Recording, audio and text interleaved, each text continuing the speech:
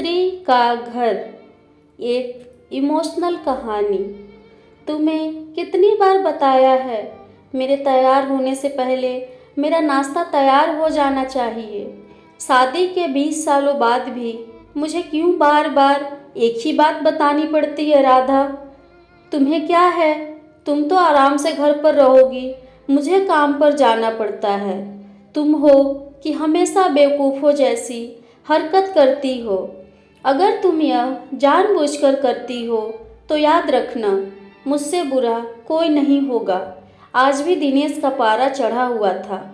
इन कटु शब्दों में अपना गुस्सा उतारते हुए, गीली तौलिया कुर्सी पर फेंकते हुए, दिनेश गुस्से से राधा की तरफ देखने लगा। राधा के लिए दिनेश का यह बेवजह का गुस्सा कोई नई बात नहीं थी। वह महीने में 3-4 बार ऐसे ही राधा पर बरस पड़ता था। पहले राधा उसका विरोध किया करती थी, लेकिन जब कई सालों तक दिनेश में कोई बदलाव नहीं दिखा तो राधा ने खुद को ही बदल लिया। अब दिनेश के कुछ भी कहने से राधा को कोई फर्क नहीं पड़ता था। दिनेश की हर बात वो चुपचाप सिर नीचे झुकाए सुन लेती थी। शादी के 5 साल तक राधा ने पूरी कोशिश की थी कि दिनेश को बदला जाए, लेकिन फालतू का गुस्सा करना और बाद में राधा को भला बुरा कहना, यह मानो जैसे उसकी आदत बन गई थी। कोई भी वाद विवाद होता तो दिनेश सीधा राधा को बोल देता, अगर मैं तुम्हें अच्छा नहीं लगता तो क्यों नहीं चली जाती अपने मायके, क्यों रहती हो मेरे साथ? इतना सब कुछ होने के बावजूद राधा दिनेश के साथ रहती, क्योंकि उसे अपनी बेटी की फिक्र थी। और वह जाती भी तो कहाँ? अपने बूढ़े हो चुके माँ बाप को इस उम्र में परेशान करना वह नहीं चाहती थी। समाज और लोग क्या कहेंगे, यह भी तो उसे देखना था। वह इतनी पढ़ी लिखी भी तो नहीं थी कि खुद जाकर कोई नौकरी कर सके और अपना और अपनी बेटी का पालन पोषण कर सके। राधा को अब अपनी फिक्र नहीं थी, उसको फिक्र थी तो बस अपनी शादी लायक हो रही बेटी की। राधा नहीं चाहती थी कि पति पत्नी के झगड़े की वजह से काव्या यानी उसकी बेटी परेशान हो। काव्या की पढ़ाई पूरी हो चुकी थी, उसके लिए अब शादी के रिश्ते आने लगे थे। कई रिश्तों को काव्या ठुकरा चुकी थी। 2-3 महीने बाद एक अच्छा रिश्ता आया। रिश्तेदारों और पहचान के लोगों ने भी लड़के के बहुत गुणगान किए थे। दिनेश एक शाम अपनी बेटी के पास बैठकर उसे बताने लगा, काव्या बहुत अच्छा लड़का है, पढ़ा लिखा है, बड़ा घर है, बहुत अच्छी नौकरी है। ऐसे रिश्ते बार बार नहीं आते बेटा, इस बार मना मत करना। काव्या अपने पिता से ज़्यादा बात नहीं करती थी, शायद डरती थी या शायद नफरत करती थी, लेकिन आज वो अपनी पूरी हिम्मत इकट्ठा कर बोली, मुझे अभी शादी नहीं करना है पापा, मैं नौकरी करना चाहती हूँ, खुद अपने पैरों पर खड़ी होना चाहती हूँ। हाँ तो उसमें क्या बड़ी बात है, मैंने लड़के से बात की है, वह तुम्हें किसी बात के लिए नहीं रोकेगा। तुम शादी के बाद भी नौकरी कर सकती हो, वह तुम्हें नौकरी के लिए परमिशन दे देगा। दिनेश बोला, मेरी नौकरी करना या ना करना उसकी परमिशन पर क्यों डिपेंड रहेगा पापा? काव्या ने पूछा। मैं कह रहा हूँ ना, तुम्हें किसी भी चीज़ की कमी नहीं होगी वहाँ। ऐसे रिश्ते बार बार नहीं आते, इसे ठुकरा मत, बहुत खुश रहोगी तुम वहाँ। दिनेश बोला, पापा क्या मैं उतनी ही खुश रहूँगी जितनी मम्मी इस घर में खुश हैं? काव्या ने तंज कसते हुए कहा। आज तुम्हारी जुबान कुछ ज़्यादा नहीं चल रही? दिनेश गुस्से से आंखें बड़ी करते हुए बोला, पापा मुझे शादी ही नहीं करनी है, क्योंकि शादी के बाद अगर वह लड़का आपके जैसा निकला तो मैं क्या करूँगी? मुझे आपके जैसा जीवन साथी नहीं चाहिए जो बिना बात के मुझ पर हमेशा चिल्लाए। मुझे कुछ भी अपनी पसंद का लेना हो तो 10 बार सोचना पड़े, कहीं वह नाराज़ ना हो जाए। मेरी तबीयत कैसी भी हो उसे परवाह ना हो।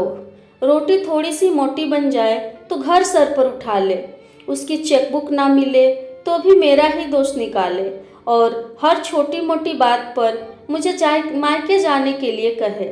काव्या ने अपना दिल खाली करते हुए पापा से सब कह दिया। दिनेश का गुस्सा 7वें आसमान पर था, लेकिन उसके मुंह से एक भी शब्द नहीं फूट रहा था। वो काव्या की बातें सुन रहा था। काव्या उतना ही बोलकर चुप नहीं हुई। आज पहली बार वो अपने पापा के सामने इतना कुछ बोल रही थी। पापा, आपने माँ के साथ हमेशा गलत व्यवहार किया है। आप अपने ऑफिस का गुस्सा बिना सोचे समझे माँ पर उतार देते हैं। कभी इस बात की परवाह भी नहीं करते कि उन्हें कैसा लगता होगा। आपकी बातें सुन सुन माँ ने अपना स्वाभिमान खो दिया। दिनेश आज पहली बार अपने किए बर्तावों को महसूस कर पा रहा था। वो इतना ही बोल पाया, जो तुम्हारा मन है वो करो, मैं तो इतना बुरा हूँ ना। काव्या ने दिनेश का हाथ पकड़ा और बोली, पापा, मुझे सिर्फ एक सवाल का जवाब दे दो।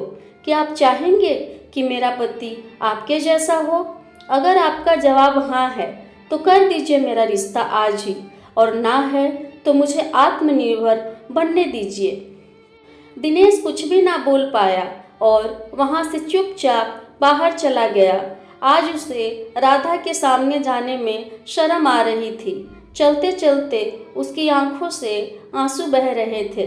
दिनेश ने आज से अपने आप को बदलने का निश्चय किया। अगले दिन से राधा ने अपने पति में काफ़ी बदलाव देखा। वह सोचने लगी कि जो हिम्मत काव्या ने दिखाई है, वह हिम्मत अगर मैं पहले ही दिखा देती तो शायद आज परिस्थिति कुछ और होती। अब काव्या पढ़ लिख कर अच्छी नौकरी करने लगी थी और 3 साल बाद उसके लिए एक अच्छा रिश्ता आया। और उसकी विदाई पर दिनेश बोला, बेटा, तू हमेशा खुश रहेगी क्योंकि तेरा पति तेरे बाप जैसा नहीं है। दिनेश की यह बात सुनकर राधा और काव्या की आंखों से आंसू बहने लगे। मेरे प्यारे दोस्तों, हमारे समाज में औरतों को भले ही देवी का दर्जा दिया जाता है, लेकिन वह स्वतंत्रता नहीं दी जाती जो उन्हें देनी चाहिए। उन्हें बचपन से ही बताया जाता है कि वह पराया धन है। स्कूल से आने में देर हो जाए तो पिटाई मिलती है। मोबाइल पर बातें करते हुए दिख जाए या खिड़की से झांकते हुए दिख जाए तो शक किया जाता है। माँ बाप का घर तुम्हारा नहीं है, पति का घर ही तुम्हारा घर है। जीवन भर यह बातें बता बता कर उन्हें ससुराल भेज दिया जाता है और एक दिन किसी छोटे मोटे झगड़े में ससुराल वाले से उन्हें सुनना पड़ता है कि इस घर को छोड़ दो और मायके चली जाओ।